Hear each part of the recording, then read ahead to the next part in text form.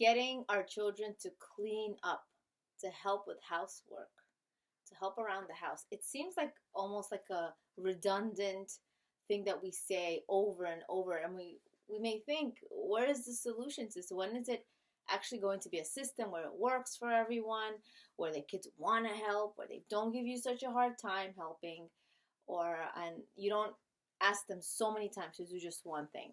You don't even have to remind them so much. What is the answer? Um, the answer is really very interesting. It's really different for everyone.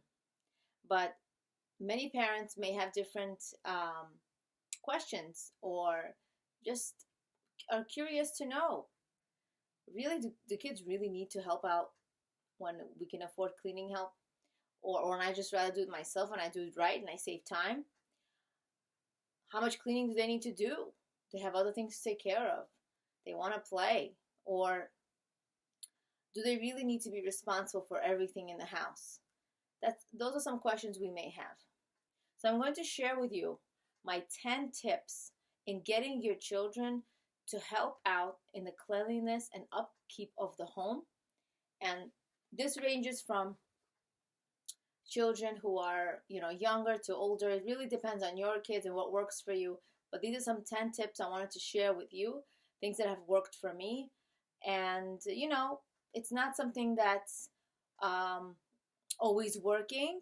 Most of the time it is, but it's really helpful. So I hope it will help you as well. But I'd like to say that, to start off, that kids need responsibility and they need to work hard. They need to know that life isn't just a bowl of cherries where you just sit around and peaches and cream and life just happens and things just happen, and things are just given on a silver platter. They need to work hard for things. So in this way, when they do help around the house, they will feel accomplished. They will feel good about themselves. Every time they open the closet and the shoes are organized, it's a reminder of their hard work, of the good that they did and their investment and accomplishment. They may not want to do it. They may kvetch about it. But the most important thing is not to pay attention to how much they complain about it. Just be firm. It's one of the tips that I'm going to give you later. Just to be firm and tell them exactly what needs to get done and make sure that it gets done. So even though the kids may not want responsibilities or to help out in the home, they need it to grow, to develop appropriately as a young adult. They need it for their development, knowing that they can do something and get it done and accomplish. Our children need to also see that life isn't always exciting. Most of life is mundane. This is something recent I learned from Rabbi Binyamin Yochanan. Most of our lives, we live in a way where we live to sustain our life. We go shopping, we bring it in the house, we put it on the shelf, we make it. That involves close to a few hours of work. It could be 5 hours, depending on how much you need to do. But yet, the whole act of eating, the pleasure of eating, maybe takes 10, 15, 20 minutes. But versus the 5-6 hours you spent actually shopping, that's just one small thing that we do all the time.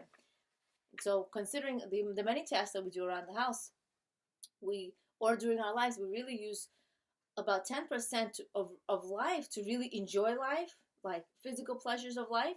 And the rest, 80 to 90%, is really used to sustain life, to maintain it. So when we teach our kids that life is about hard work, that you need to pitch in around the house, that it's just not going to happen by itself, they're going to get used to mundane tasks getting done, even if they're boring. And they're going to get used to life. This is the real life. Real life isn't always exciting, and games and vacations and all of that, and doing nothing. Even when we're younger as parents, we can do everything for them, but that's not what we want to teach them. We want to teach them responsibility, accountability, and that life is hard work. In this way, they will grow up to be mature adults with a healthy sense of self-esteem and believe in themselves. Get your kids to help even if you know they won't do it right.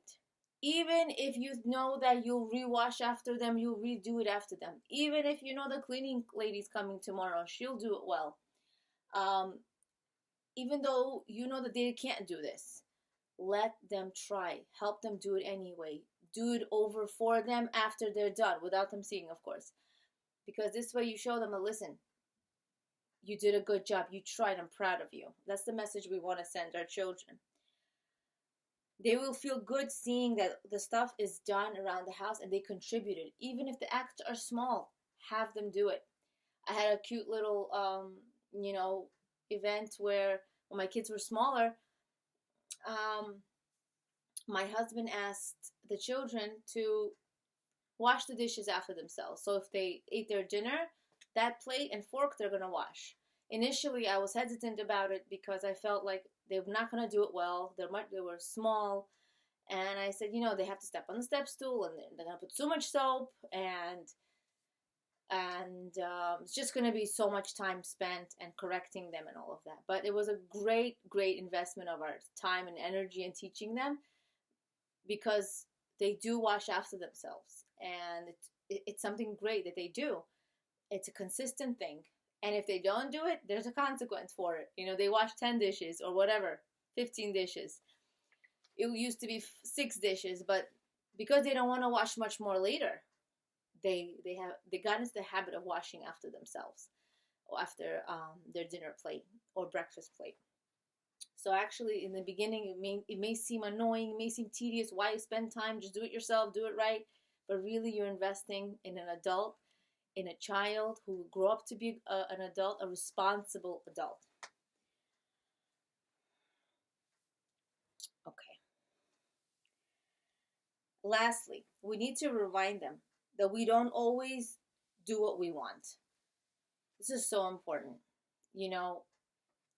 When you ask a child to do something, they're going to say, but I don't want to do it. Well, you know what? We don't always do what we want to do. And use yourself as an example.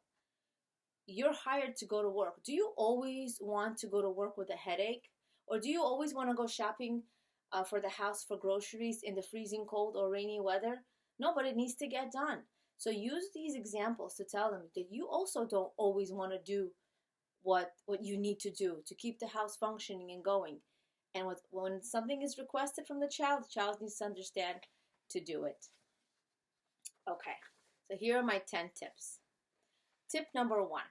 It's called the box of goodies. When you have lots of things to do around the house, let's say spring cleaning, Passover cleaning, let's say it's weekend cleaning, whatever it is, or remodeling of the house, and you're trying to really get a lot of things done, you get a box of goodies. And if you don't have as many goodies, you can always do coupons, like extra free time or less chores, or a play date or sleepover, whatever you think they're going to like. That's a little coupon. It doesn't cost you anything. It's an experience. So you're promising them an experience that they're going to have. And if they get like a chore done, if you have a lot of things to do, let's say it's organizing the shoe closet, and that's like 3 points. So they collect a certain amount of points, and then they get a prize that's 3 points. Maybe that prize, it's like scented markers or whatever the kid likes, a coloring book. You have to really know your kid what they want and get that prize box. So that's what you want to do when you have a lot of stuff to do around the house. Okay, number 2 is show and tell. So don't expect your child to do anything for you if they don't know how to do it. So you show them how to wash dishes. You show them how much soap to put. The soap you use, does it mean to wash dishes to squeeze the soap onto the plate or onto the sponge? What do you mean? So show them how to do everything before they actually do it. It's show and tell. Okay, so 3, make a list. You make a list of the responsibilities, and you make a list at a certain time where the kids know to expect it. So let's say you give it to them every day at 5. And they know that it's going to be on the refrigerator, put their name on it or initial, and they know to expect a certain amount of things to be done. So let's say every day you always put 4 things on the list. Or you tell them, sometimes I'll put like more things on the list, but they all add up to half hour of work around the house. So it could be like little things around the house that they're doing. So you want to make a list, because the list helps them to expect. They have an expectation. They have a structure. They have a structure at school. They know what's going to come next. They have an expectation. So make a list and put it on the refrigerator, maybe with like a magnet, every single day where they can see it and expect it. Number 4, requests versus chores. You also want to explain to your children that there's something called request and there's something called a chore or a responsibility. So a request is like something small, it doesn't take a lot of time. So like bringing something to the basement or bringing something to the next floor or just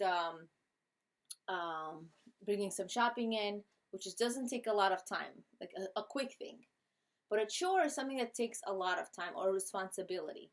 So you can promise them, there's like 4 chores a day, and like if I ask you to do something, please do it. So that's something that they're going to learn to do in order to also respect the parents. When they respect their parents, and a parent tells them to do something. Let's say you told your child go to the basement and put something in the fridge, right? And they didn't do it. So if you see that child is purposely being ignorant versus like they didn't get a chance to do it or really couldn't, if they're really being ignorant and disrespectful, and let's say they don't do it when they can, so you could tell them, okay, no problem, but don't rely on them to do it. Like you do it yourself, kind of thing. And to make sure that it's done. So that's really important for them to know, because they need to see that a parent will make sure that it gets done. It's also a form of respect. When they respect what you say, they're going to actually respect what the employer says of them, and actually then they're going to respect what God wants of them, because there's so many mitzvot that we do in the Torah that we don't necessarily want to do, but we do them because it's asked of us, and we do what is said. We don't always feel like doing certain things. Who always wants to come to work in a headache? I don't think anybody does, but we have to, because it's a responsibility. Okay. So that's request versus chores. So number 5 is non-negotiables. You set a few non-negotiable rules, such as wash your plate after yourself when you eat, or hang up your jacket when you come in, or put away your shoes when you come in the house. Or, keep the door closed when you're in the bathroom, flush the toilet. Certain non-negotiable rules around the house, and some of them are obviously cleanly rules to keep around the house. You could actually print them out or have a conversation. These just must get done. So these are called non-negotiable rules, and you want to sit with them and create these rules. This way you don't sound redundant and repetitive. Put your shoes away, put your jacket away, It sounds very, unpleasant to hear someone always telling you what to do. We don't like how we sound, probably, when we constantly keep on reminding our kids what to do. So, number 6. Number six is ask them. Ask them, meaning ask them what they want to do as responsibilities. Sit them down, and this is especially great for older kids because they want to have a say in things. So younger kids too, but more so the older ones, the teenage kids, 10 and older. Ask them, give me a list of things that you want to do, but that doesn't mean I'm going to stick to the list. It means that I appreciate your input in this, and I'm going to try to stick to the list, but depending on how much we need to get done around the house or what needs to get done, I'm going to stick to what you ask. If they prefer taking out the garbages or recycles, or if they prefer to fold laundry versus, vacuum. So you try to keep them happy. It's better than, having them do things that they don't want to do. Okay. So number 7 is make sure this task is done. So this is Rabbi Benjamin Yochanan has taught. I heard it from him, where you have to make sure that the task gets done. So let's say you ask one of your children to clean up the living room. So they didn't come, and you say, in 5 minutes, if you don't, clean up the living room, make sure you're down. And they don't come in 5 minutes. So what you do is you actually start cleaning up the living room yourself. You're showing them stuff around the house must get done. It's not an if, an and, or but, nothing. It must get done because this is how this house functions. So when they see that the living room got done anyway, they see, wow, this is important. Meaning like mommy or daddy don't need you to help. You need to help. It's good for you because you need to learn responsibility. But we can't show that we rely on our kids to help because it's like, oh my gosh, I can't function without my kids. No. You do it anyway. You stop what you're doing. You stop cooking. You turn off the oven. You turn off the gas. You're showing them now that mommy did it or daddy did it. We did it, but it's better for them to have a consequence because of that. Something that the child will regret not doing. You have to know your child. So maybe you give them an extra responsibility the next day. But you're going to tell them, listen, later on, listen, this is a consequence. You didn't do it. But then you can say, well, he or she could probably do it later. True, but you also want to teach the child, when mommy and daddy ask you for something, you must get done. Now, if they ask you to do it later, fine, and you're okay with that. But it's not like, maybe I'll do it, or I'll do it on my own terms. No, the child does not do things on their own terms. They need to learn that they need to do it when the parents ask. Just like when they go to work, they need to be there at 8 or at 9, not at 10. So it's going to carry on to that kind of growth into adulthood. Okay. Number 8. Number 8 is make it really enjoyable. Blast the music if you can, or put on relaxing music. It's a time when you're helping, everybody's cleaning, or when they're doing. Pick a time and try to put some music on for that 20 minutes, for that half an hour. So it's just set the tone, even if it's not the whole time. You make it really enjoyable for them.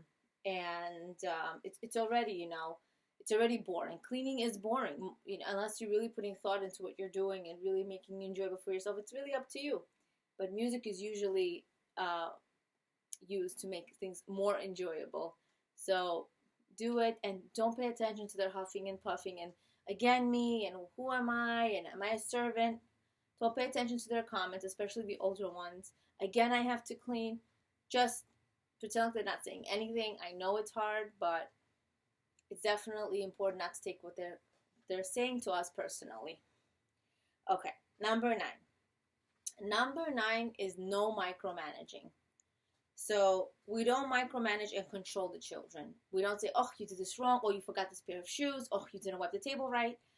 So we don't like hearing criticism ourselves, and children more so don't like hearing criticism, especially when they grow up to be teenagers. So if younger kids, you could maybe criticize 1 out of 8 comments, as Sarah Hannah Radcliffe teaches it. And, when they are older, as teenagers, even less so. So 1 out of 9 comments you could criticize. So really, let them do their best, and you just wipe the table again after them. Or you pick up the garbage, the garbage pail that they missed, but don't micromanage and don't control. The whole idea of helping should be as pleasant as possible. Okay, number 10. Always thank them, either on a list or verbally. So verbally was always better. It would be so hard without you. Thank you so much for helping. I really appreciate it. Our children are not our servants. A lot of parents may think, oh, they're my children. They need to respect me. They need to do what I say. I raised them. I did everything for them. Yeah, but they're also a privilege for us. They're those of us who have children. This is a privilege for us. They are privileged. They are our royal children to take care of.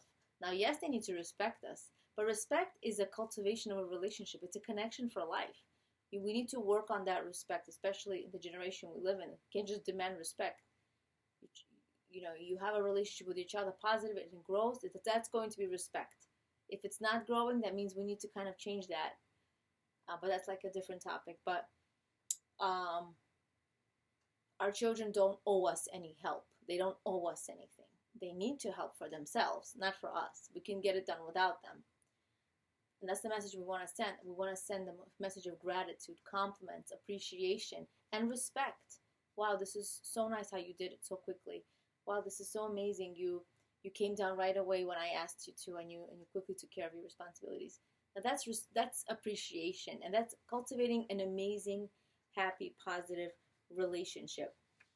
So I hope these ideas were helpful, as they were helpful to me. Pick and choose what you like. Or if you have something that's already going for you, keep doing what you're doing. And remember that children need accountability and responsibility. It's really for them. You're doing it for their own good. Leah Abramov, Being and Becoming. Awakening awareness of your greatness and potential.